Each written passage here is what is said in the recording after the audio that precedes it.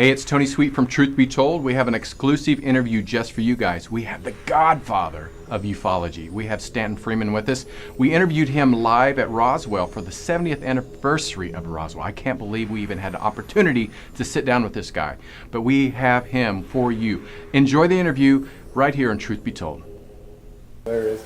All right, here we go. We are back at Truth Be Told, and this is the best one coming yet. We've got the grandfather of this whole thing. I don't mean that in an older way. I'm a great-grandfather. It's okay. A fantastic grandfather.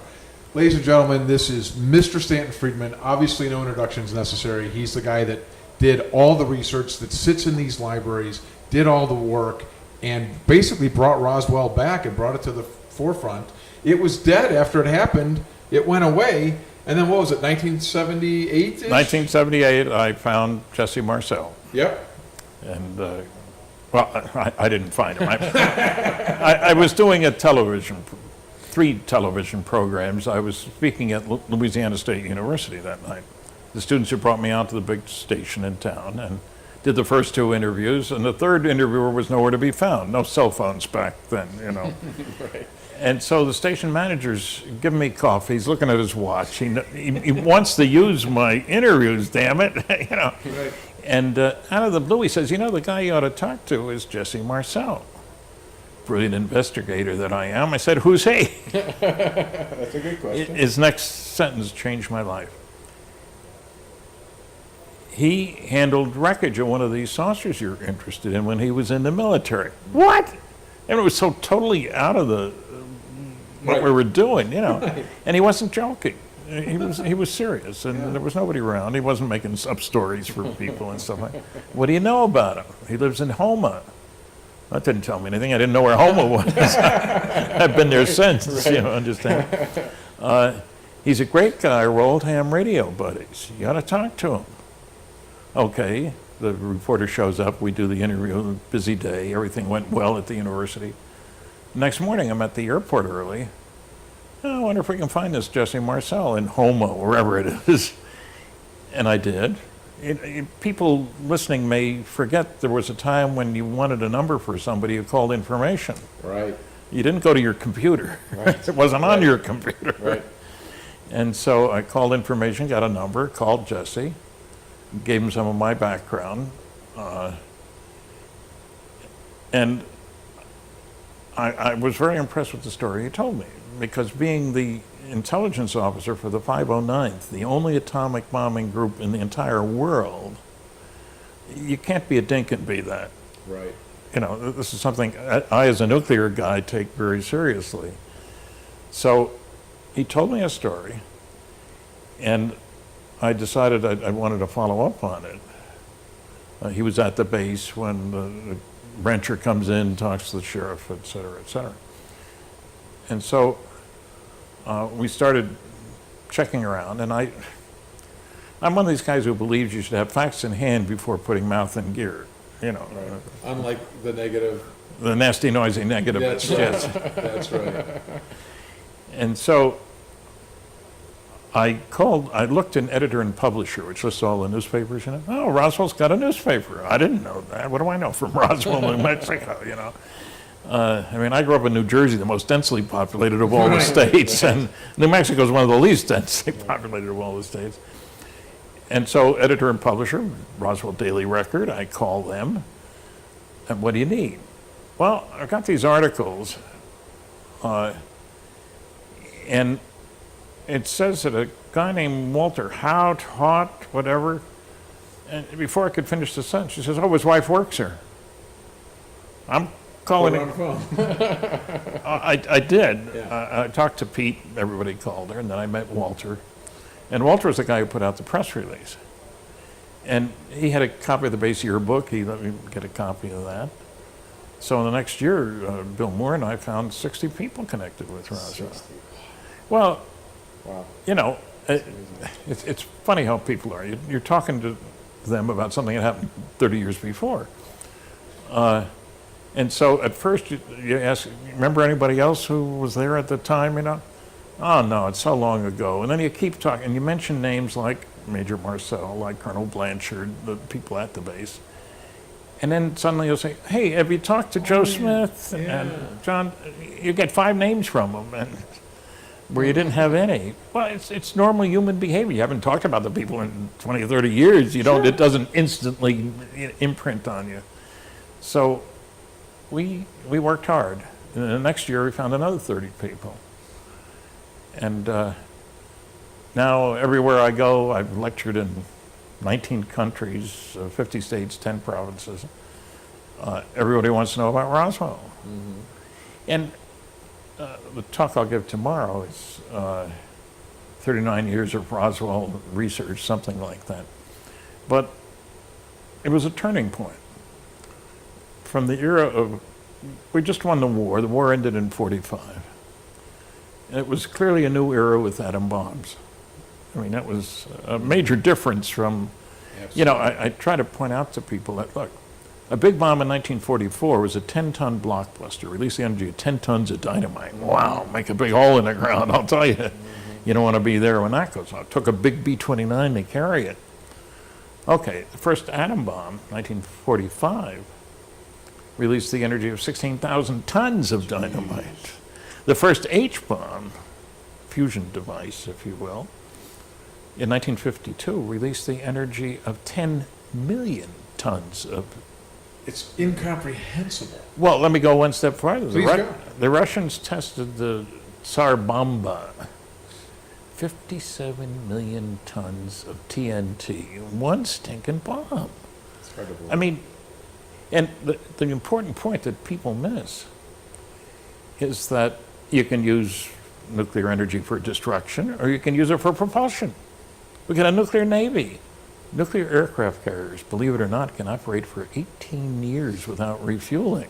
That's crazy. No gas station. Right. So we didn't even know there were neutrons till 1932. Right. So 20 years later. Right. Yeah. So you can use nuclear energy for propulsion, and if you were an alien, you'd worry about these idiots on Earth. Right. Well, you know, look what they can learn about us. World War II, we killed 50 million people. We destroyed 1,700 cities. That doesn't sound like very nice guys. Mm-hmm.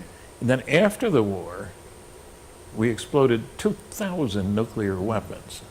Only 2 of them on people, thank goodness, you know.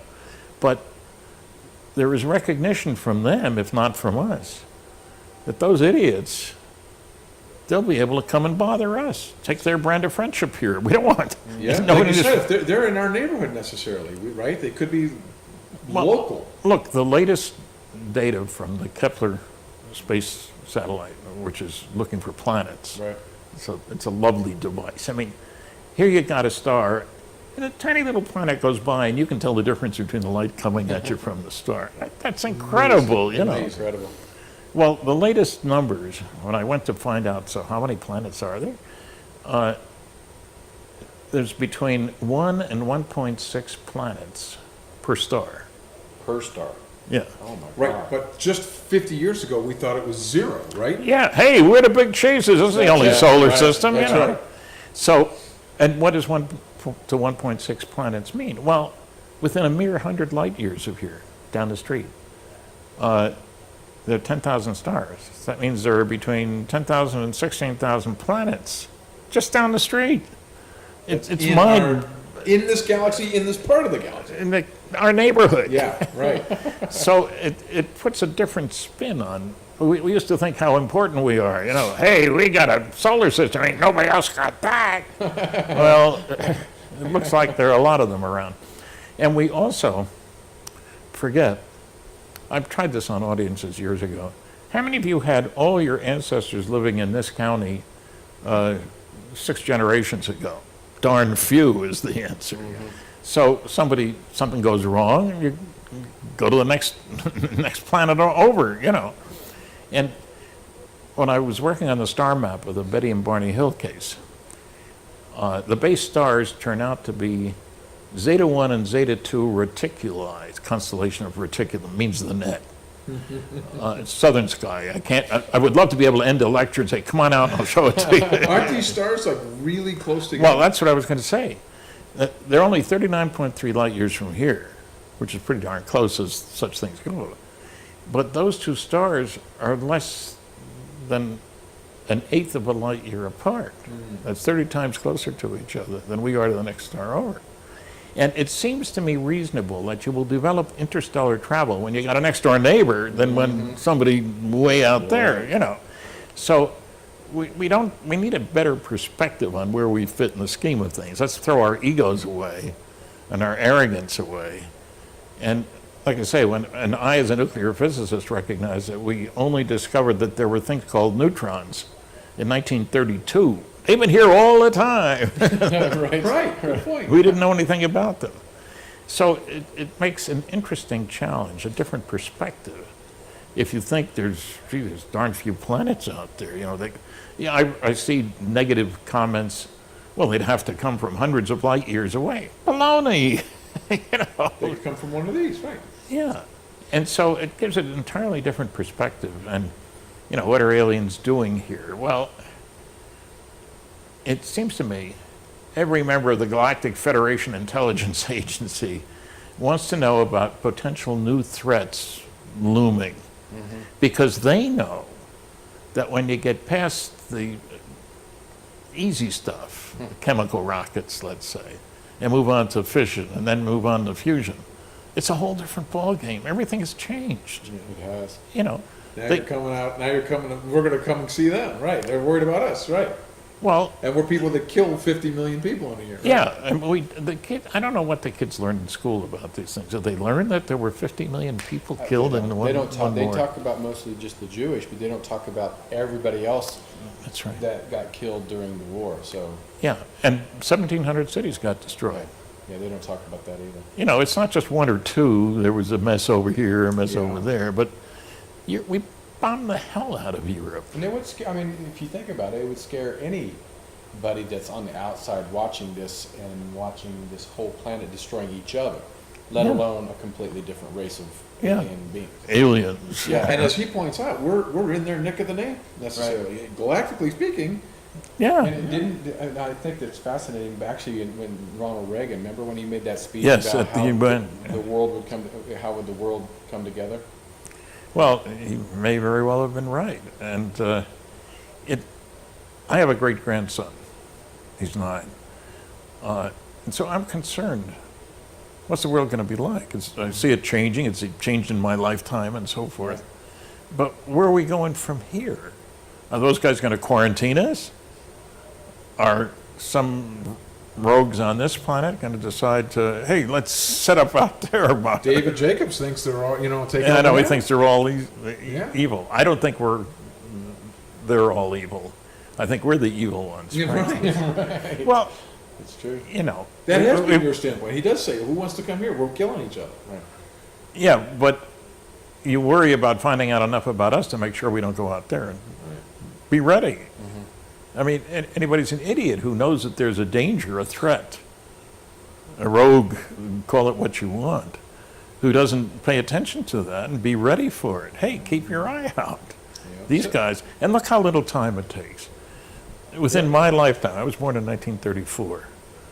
The neutron discovered in 32. We discovered fission in 1938 and fusion.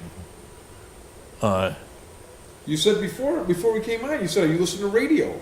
You radio and newspaper. That's how you saw things. Yeah, there was no television Just and in no your- computers, Just in certainly. your lifetime. Yeah. So I watched it happen, and it worries me because short attention span today. Kids don't listen to long things, you know. And I've had people tell me, well, I don't read books anymore. Do you got any DVDs? Well, I do have DVDs, but the rate of information transfer, you can read at, many hundreds of words a minute. You speak at 100, 120, 130, something like that. So you don't get as much information by watching pictures or that sort of stuff than reading. And you don't read? Not everything in life is simple-minded. They read 140 characters. Yeah. They'll read that, right? That's right. I want to ask you this because what we're talking about how a lot of aliens are coming here to kind of these guys are kind of But if it's been coming here for millions of years, it doesn't make sense why they were coming at that time, other than just seeing, like, look at these primitive people. But There may have been advanced civilizations millions of years ago. May Who have knows? well been. That's right. Michael Primo's kind of stuff, Yeah. right? Yeah. So, but like how we're looking at North Korea, and they're creating their nuclear bombs, and we're thinking as a United States, saying this could be a potential threat. Why don't we take it out before they get to that potential? Why do you think the aliens aren't going? Why did 1940 something come in and should have just destroyed all of our Get rid of these idiots. Yeah, Yeah, just wipe it out. before Wipe we it out. can get to that point. I think if a civilization exists long enough, pretty soon it gets to be rational. No, I'm serious. You learn how to live at peace with your neighbors. And there have been groups on this planet who live without war. I mean, that's not how they get what they want. Right. And, when you stop to think about it, the United States was settled without people attacking willy-nilly and destroying what was here. We weren't nice to the Indians. No, sir, we were not. Not at all. But we didn't willy-nilly wipe the slate clean from the people who were here. And so there are times when you realize we can be decent, honorable, aware of the needs of others besides ourselves, which is the kind of the key to peaceful future existence. And the thing is, I expect advanced civilizations have history books. In 37% of the civilizations that developed went to hell because they destroyed themselves or attacked somebody else. Or there's got to be some history out there. It sounds a little strange, but you think you can learn from history. We learned from Greek history, Roman history. Right. And we're a young planet, relatively, to talk to these other ones you're talking about. They're Yeah. about a billion years ahead-ish, depending where you go. Yeah. We're 13 billion years old, and there's some that are... Well, our planet's only 4 billion. Oh, yeah, but our Galaxy. galaxy's Okay. 13 billion, and we're 4. So there you go. You got somebody that's 9 billion ahead of us. Yeah. And so it's the big picture of things. Yeah. We have always thought about this is it, and that's all we need to worry about. And now we realize, hey, ain't the way it is, man. And, peculiar things. I tell people this is the densest planet in the solar system, and they look at me. What does that mean? Heavy You mean the metals. people? No, I mean a Heavy cubic. metal, That's right. right? Yeah, it means that a cubic foot of Earth weighs more than a cubic foot of any of the other 8 or 9 planets in our solar system. And that means there are more heavy metals. So what? Well, certain heavy metals have very peculiar properties. Gold is a very heavy metal. People think heavy is lead. Osmium is twice as dense as lead. Wow. It's really heavy, and it's really rare, because we studied the spectra from stars, light coming from the stars, and heavy metals are rare in the universe.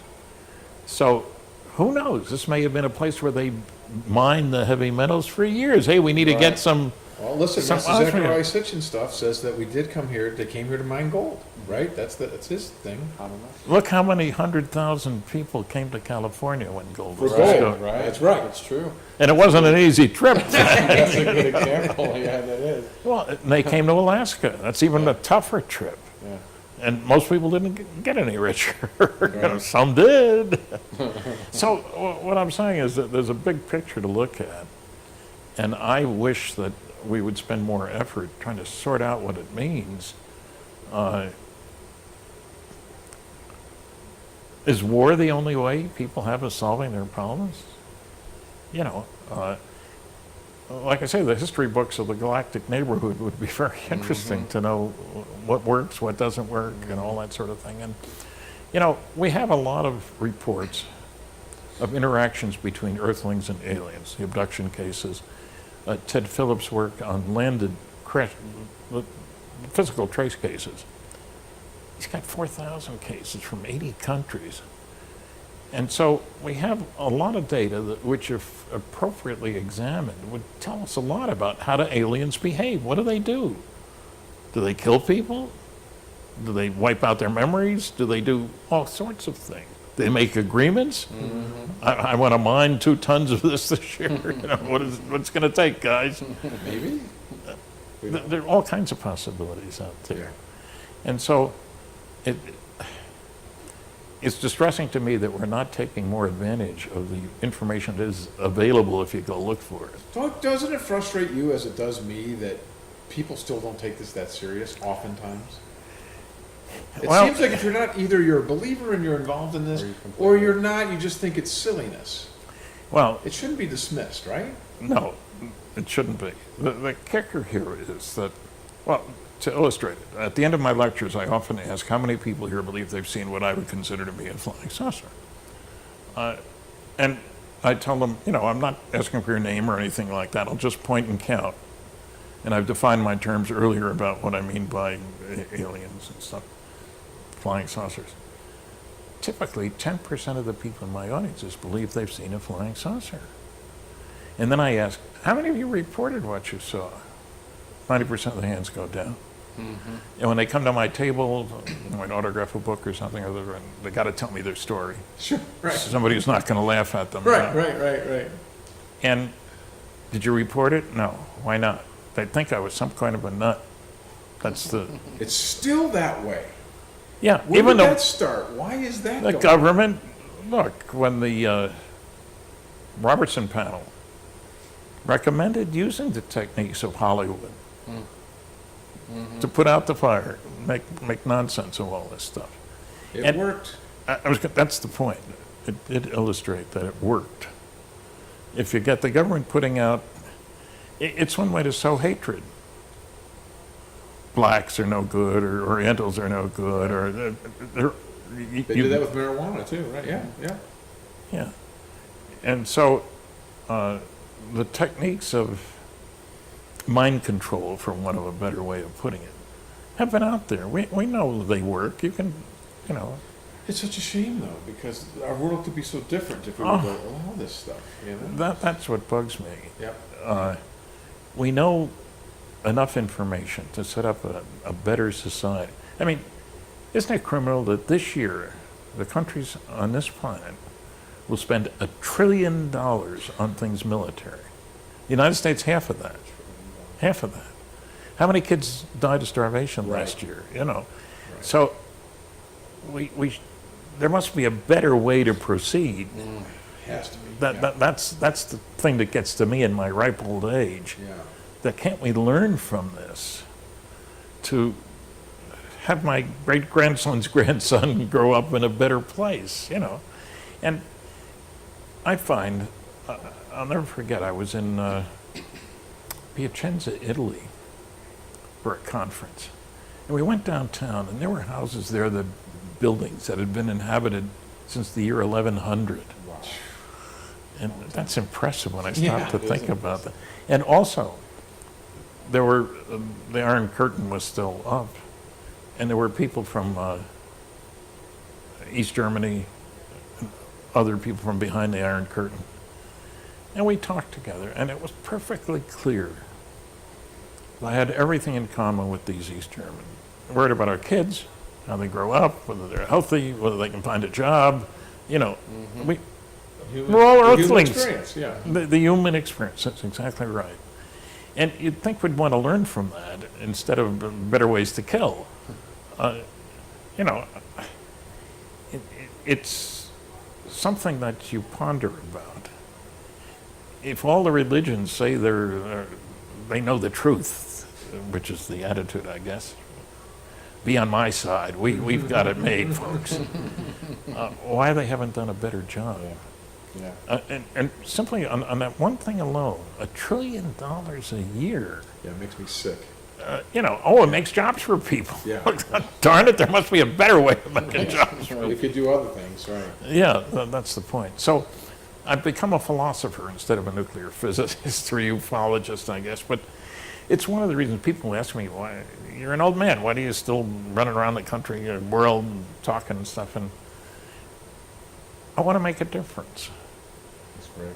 I want the world to be a better place. I lived through a time when man has been very strange in his behavior. The Holocaust, the wars, And we're slowly getting rid of some of the biases and prejudices. I worked for civil rights when I was in college. There was a time when I was young when the fraternities, many of them could not take in others. They couldn't take in Jews. They couldn't take in blacks.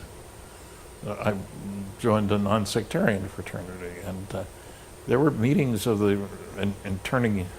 fraternity council going into this. Is it okay to have rules that say some people can't belong? Stuff Hard like for us that. to imagine that. Yeah. We missed that, thank God. Well, look, I know my kids reacted when Plus I we're don't. white, so. Well, I pointed out that I had been at, it was probably the Atlanta airport, some southern airport, where the restroom said blacks only. You're kidding, Dad, aren't you? Insane. No, I was not kidding. And so we've made some progress. I think we have anyway. But we got a long way to go. Yeah, we do. But the big We do. thing is to have society direct its attention to actions for the benefit of the people, not for the destruction of other people. I mean, Agreed. so philosopher Friedman says, let's all recognize we're earthlings and that there are probably all kinds of other ings out there. Yeah. You know, and why would it be surprising? Well, let me ask you this: what are you walking away from? I mean, after sitting in libraries for 40 years studying this stuff, what do you come away with after that long of looking at this material? What do you think? You know, What are the aliens all about? or what? Yeah, what's the story? Well, it's a good question. I'm convinced that there are those who have learned from the bad experiences of other people to do better. That seems to me a natural progression. It's sometimes you say, oh, gee, this isn't working. Let's do something that works out, that doesn't involve killing, slaying, discriminating, you know, these things. And I've seen progress in my life. As I say, I've worked toward non-sectarianism and stuff, and so I know that people can change. There were a lot of guys who went into the military, for example, in World War II, who came from small towns and where prejudice was a way of life. They didn't think of it as that. We're us and they're them, you know. And who, when they got out of the service, realized, you know, they'd met a lot of decent guys. I'd trust my life to this guy. And so he has a different color skin or speaks a different language. He goes to a different church, but still. Yeah. And so I think there must be a better way than we have used so far of raising our kids to be decent, honorable, peaceful people. Well, you never really hear of many alien cases where the people get hurt or killed. Right. Or Intentional destruction Right, doesn't right. seem to be part of the No, picture. it does not. No. I've never heard of any cases. No. Right? Yeah. They don't lash out. Right. You know, they don't, I'll shoot him, what the hell? You never hear of those things. No. So that makes me optimistic. If they can find a way to do that, we can find a way to do that. And why aren't we putting more effort into that? And part of the thing, too, is that I think people, they don't want to think about what if we do things differently? Because that means I've got to change my view about things. And they found when we were desegregating the schools, that a very good way to do it is this year desegregate first and second grade. Or, you know, and work your way up Yeah, as time goes by and you become accustomed By the to time it. we get right. And we don't do enough of that about thinking about the bigger picture of things. So I'm still an optimist after all these years. Good. And well, look, I've had the opportunity to talk to people, like I say, 19 countries. My last one was Bulgaria. You know, I've spoken in Australia, Saudi Arabia. Nice Jewish boy in Saudi Arabia. That was an interesting experience because people were saying, aren't you worried about going to Saudi Arabia? Yeah. I said, well, let me check with them to make sure. And I emailed, and my family's a little concerned about my being Jewish, and when I get there, that somebody will say, you can't come in here. Do I have to worry about anything like that? It's a long way to go. It's a long trip to Find that Saudi out. It's a hell of a Arabia. flight, yeah. And the answer I got was, we have had other Jewish speakers. It isn't a problem. And they were right. Right on. Because Jews and Arabs are both Semites. Talk about anti-Semitism? Well, they're both Semites. They're cousins, Right. you know. And so that was an interesting experience for me, because when I went there, I didn't feel like an outsider. It could have been at my father's cousin's club. Great. So it gave me a sense of optimism about we can get together. Right. And that is a good thing to realize, because sometimes it looks awful dark. It does. You know, whether it's ISIS or anything else, there's plenty of bad stuff going on. Flip on the TV. Yeah. Yes. Well, I have to say that when you said, changes, one thing that won't change is our admiration for you, because our audience and this one especially. Oh, yeah. He is huge. I'm a fan, but he's like a super Yeah, fan. well, we know that. I know that he sat in libraries to Yeah. find out all this Right. information for the rest of us, Right. and he brought it to the light, and he brought Roswell to the forefront, and it's the inspiration for a lot of others to start getting into this and looking and questioning. And I think that's important too, Stan. Don't That's you? the That thing. Kids and younger people should question these things. I know they said it was a weather balloon, but that doesn't sound right to me. Right? Yes. That's what I want people to do. Think. That's what we Think. have a brain Think. for. Use your brain. Does that really seem like a weather balloon to you? Do these really seem like crash test dummies, or all these other excuses they're giving us? Doesn't add up. Like Stan says, everything he's got's the facts. They don't want to hear it. The negative. What do you call Nasty, it? noisy, negative. That's it. They don't want to hear about the facts. Ancient What academics, do you say, fossilized the facts physicists. get in the way, or they don't want to hear about the facts? Yeah. Don't let them get in the way of my. Yeah. So, well, before we go, so tell us again, the latest book is? Fact, Fiction, and Flying Saucers, There we go. appropriately. Just came out last September, Kathleen Marden and I. And what we looked at was not just reporting sightings at all, but why is it that some obviously smart people said some very stupid, incorrect things? Edward Condon was a fine scientist, and all kinds of recognition indicated that. Why did he say such stupid things as this? We can be sure that aliens won't be visiting here for 10,000 years. So that doesn't become him, you know? Yeah. like swamp gas. Yeah. Why did Phil Klass, a senior avionics editor for Aviation Week and Space Technology, constantly be irrational in his treatment of the subject, make claims that had not only no basis in fact, but were contradicted by the facts, you know? And so that's what we looked at in that book. And there is a need to do more, in the sense that I only know about maybe a dozen PhD theses about UFOs. There have been that many. We need more. But that means you got to have professors who are willing to take on the subject, you know, because without that you can't do a thesis. right. And so I'd like to see guys at universities not be so darn afraid of somebody's going to say that they're nutty. Look, every important idea that's been had has been attacked. You know, and we have to be grateful that there are people like the guy who discovered penicillin. Something's wrong here. I must have made a mistake. And he could go on about it, or he could say, let's find it out. Exactly. You know, because most new truths aren't obvious. You got to do some digging. You got to check it out. And so I'm one for checking things out. Do your homework. Well, that's what he is. He goes to the books, he finds the facts, and that's the difference. And then when they argue with him, he's like, well, this is what the document says. Yeah, I've been to 20 archives. I love archival research. Yeah, listen. Nobody will pay you to do it. We got to let him go, but it know. was just such an honor. We could sit here for 3 days. He's going to come back and see us, though, I'm sure. Okay. We'll have him back. Thanks a lot, Stan. We appreciate it.